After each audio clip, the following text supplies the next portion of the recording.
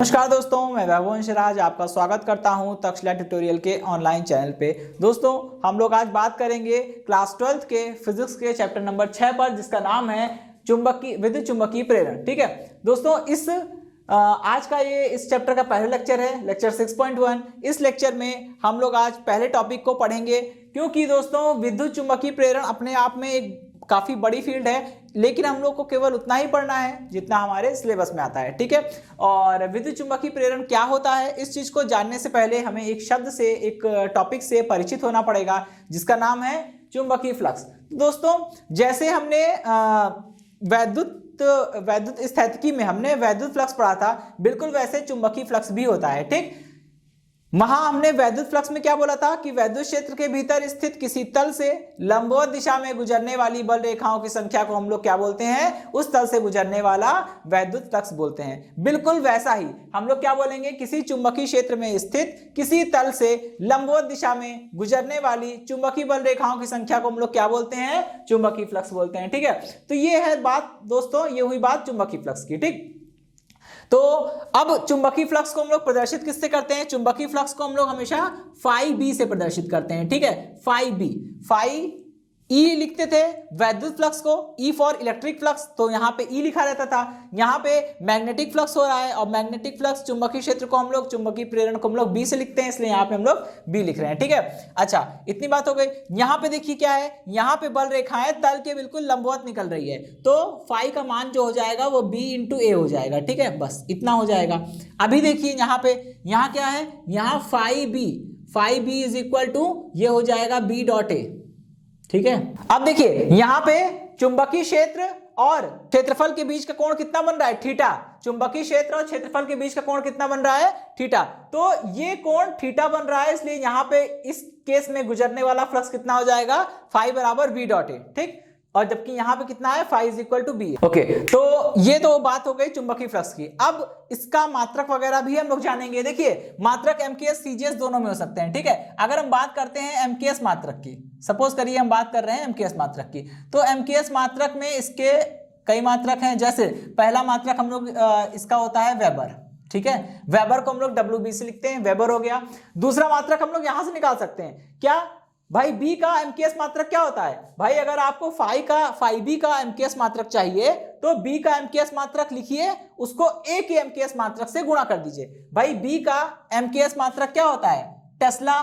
ठीक है, और ए का एमकेएस मात्रक क्या होगा, मीटर स्क्वायर, तो टेस्ला इंटू मीटर स्क्वायर हो गया, ये दूसरा मात्रक। अब दोस्तों बी के कई मात्रक हैं, बी के आप जितने मात्रक रखते जाएंगे, जितने बी के जितने एमकेएस मात्रक रखते जाएंगे, फाई के उतने ही एमकेएस मात्रक मिलते जाएंगे। बी का एक मात्रक होता है newton upon ampere into metre, ये भी आपको याद होगा। ठीक है, अगर हम बी का एमकेएस मात्रक रखते हैं newton upon ampere into metre, इसको मल्टीप्लाई करते हैं किससे, मीटर स्क्वायर से, तो कितना आएगा, एक मीटर से एक मीटर कट जाएगा, और ये कितना आ जाएगा, ये आ जाएगा एम्पियर अपॉन में, sorry newton upon ampere, metre upon में एम्पियर, ये हो जाएगा। ठीक है, ऐसे बहुत सारे इसके एमकेएस मात्रक बन सकते हैं। ठीक, चलिए अगर हम बात करते हैं सीजीएस मात्रक की, तो सीजीएस मात्रक इसका एक होता है, इसका एक सीजीएस मात्रक होता है मैक्सवेल। ठीक है, और यहां से हम बहुत सारे निकाल सकते हैं। जैसे बी का एमकेएस मात्रक रखिए, ए का एमकेएस सॉरी बी का सीजीएस मात्रक और ए का सीजीएस मात्रक रखिए, तो फाई बी का सीजीएस मात्रक मिल जाएगा। जैसे बी का गॉस हो गया, ठीक है, गॉस हो गया, ठीक, इनटू में ये सेंटीमीटर स्क्वायर हो गया। ठीक, और दोस्तों इनके बीच में एक रिलेशन भी होता है, रिलेशन मतलब वेबर और मैक्सवेल के बीच में एक रिलेशन होता है। वो रिलेशन ये होता है कि एक weber is equal to 10⁸ maxwell. ठीक है, चलिए, तो ये बात हो गई, 1 weber is equal to 10⁸ maxwell. ठीक, तो ये तो छोटा सा टॉपिक था, समाप्त हो गया।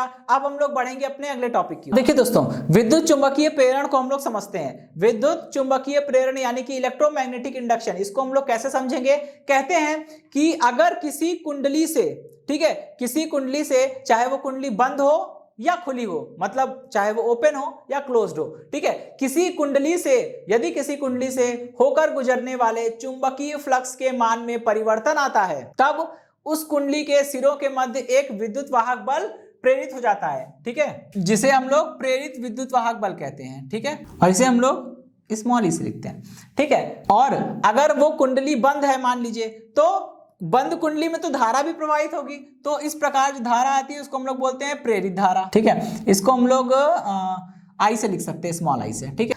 ओके, अब देखिए यहाँ पे स्मॉल आई क्यों लिखा गया है सब बताएंगे। आपको चैप्टर नंबर 3 में बताया गया था कि अगर हम लोग कैपिटल आई लिखते हैं, कैपिटल आई का मतलब होता है डीसी यानी कि डायरेक्ट करंट, ठीक है। और अगर हम लोग स्मॉल आई लिख रहे हैं, स्मॉल आई का मतलब होता है एसी यानी कि अल्टरनेटिंग करंट। अब इसका मतलब यह हो गया कि इलेक्ट्रोमैग्नेटिक इंडक्शन यानी कि विद्युत चुंबकीय प्रेरण में जो प्रेरित धारा उत्पन्न होगी वो हमेशा अल्टरनेटिंग होगी, ऑब्वियसली, क्योंकि अल्टरनेटिंग करंट जो होती है वही फ्लक्चुएट करती है, डायरेक्ट करंट कभी भी फ्लक्चुएट नहीं करती है। यहाँ पे मैग्नेटिक फ्लक्स जैसे चेंज होगा उसी के अकॉर्डिंग आई की वैल्यू भी चेंज होती जाएगी, तो यहाँ पे हम लोग स्मॉल आई लिख रहे हैं, ठीक। अब इस चीज को फिर से समझते हैं। यदि किसी कुंडली से होकर गुजरने वाले चुंबकीय फ्लक्स के मान में परिवर्तन होता है, तब उस कुंडली के सिरों के मध्य एक विद्युत वाहक बल उत्पन्न हो जाता है, जिसे हम लोग प्रेरित विद्युत वाहक बल कहते हैं। यदि कुंडली बंद हो तो उसमें धारा भी प्रवाहित होती है, जिसे हम लोग प्रेरित धारा कहते हैं। और यह घटना क्या कहलाती है? विद्युत चुंबकीय प्रेरण कहलाती है। इस घटना को किसने खोजा था? इस घटना को फैराडे ने खोजा था, ठीक है।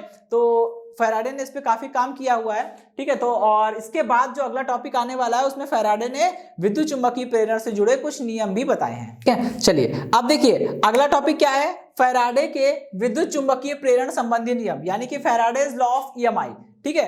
तो ईएमआई, अब यहाँ पे ईएमआई मतलब वाली ईएमआई नहीं है, इक्वेटेड मंथली इंस्टॉलमेंट नहीं है, इलेक्ट्रोमैग्नेटिक इंडक्शन है, ठीक है। तो इसमें फैराडे ने दो नियम दिए थे। पहला नियम उसे हम लोग बोलते हैं फैराडे का पहला नियम, यानी कि फैराडे का विद्युत चुंबकीय प्रेरण संबंधी प्रथम नियम, और दूसरे को हम लोग द्वितीय नियम से जानेंगे, ठीक है।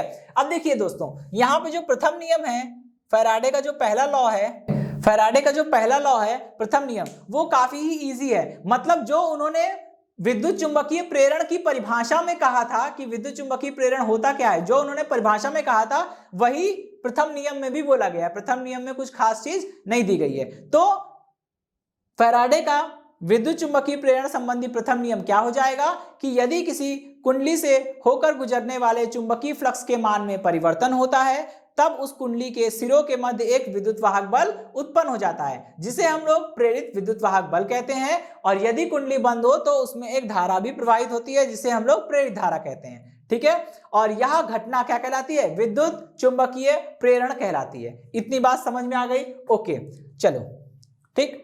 अब इसमें सेकंड लॉ देखते हैं, ठीक है। काम का जो है भाई अभी वो सेकंड लॉ है, द्वितीय नियम, द्वितीय नियम यानी कि सेकंड लॉ।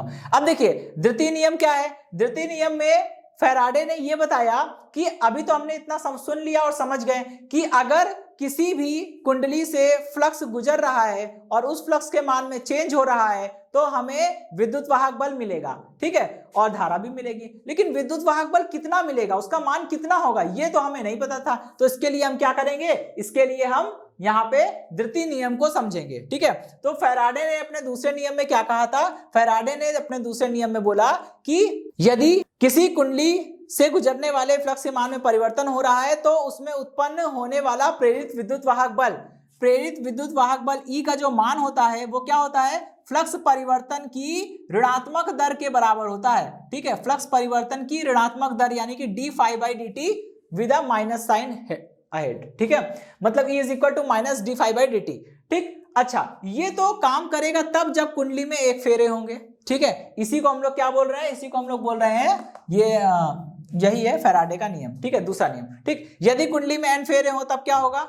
देखिए यदि कुंडली में कुल n फेरे हैं, यदि कुंडली में कुल n फेरे हैं, तब कुंडली से निर्गत कुल फ्लक्स कितना हो जाएगा? तब कुंडली से निर्गत कुल फ्लक्स जो हो जाएगा वो, ठीक है। यदि कुंडली में दोस्तों, यदि कुंडली में कुल n फेरे होंगे, तब कुंडली से निर्गत कुल फ्लक्स कितना हो जाएगा? n∅। कैसे आया भाई? अगर कुंडली के एक फेरे से φ फ्लक्स गुजर रहा है तो n फेरों से कितना फ्लक्स गुजरेगा? n∅, क्योंकि n फेरे हैं और हर एक फेरे से φ फ्लक्स गुजर रहा है, तो φ करके आप n टाइम जोड़ेंगे तो वो n∅ हो जाएगा, ठीक है। तो अब क्या होगा? अगर मान लीजिए कुंडली में n फेरे होंगे तो हमको क्या करना पड़ेगा? हमको समीकरण 1 में φb का मान रखना पड़ेगा, ठीक है। समीकरण 1 में φb बराबर n × φ, रखने पर, ठीक। समीकरण 1 में फाई बी बराबर एन फाई रखिए, कितना हो जाएगा, E is equal to minus का D by D T of N into phi, ठीक है। अब इसको जरा सॉल्व करिए, एन बाहर आ जाएगा, ठीक है, एन बाहर आ जाएगा, कितना बनेगा, E is equal to minus का एन और ये बन जाएगा D phi by D T, ठीक है, D phi by D T. अब देखिए यहां पे ये जो समीकरण आ रही है सेकंड समीकरण, इसको हम लोग क्या बोलते हैं, इसको हम लोग बोलते हैं न्यूमैन का नियम, इसको हम लोग न्यूमैन्स लॉ बोल सकते हैं, ठीक। कभी कभी ऐसे भी आता है न्यूमैन्स लॉ क्या है, तो आप इसे ऐसे बता सकते हैं, ठीक। चलिए, और यहां पे दोस्तों एक चीज मैं और बताना चाहूंगा कि अगर कुंडली में कुल n फेरे होते हैं, कैपिटल N फेरे होते हैं, तो कुंडली से गुजरने वाला कुल फ्लक्स कितना हो जाएगा, n फाई हो जाएगा। हम लोग आगे यूज कर चुके हैं, इसी n फाई को हम लोग क्या बोलते हैं, कुंडली में फ्लक्स ग्रंथिता, ठीक है, कुंडली में फ्लक्स ग्रंथिता, फ्लक्स लिंकेज इन कॉइल, ठीक है, कुंडली में फ्लक्स ग्रंथिता कहते हैं इसे। ओके, चलिए तो दोस्तों, तो इसी के साथ ये सेशन समाप्त होता है। इस सेशन से जुड़े नोट्स प्राप्त करने के लिए डिस्क्रिप्शन में दिए गए लिंक पर जाके क्लिक कीजिए। ओके दोस्तों, आज के सेशन में इतना ही, मिलता हूं नेक्स्ट सेशन में, धन्यवाद।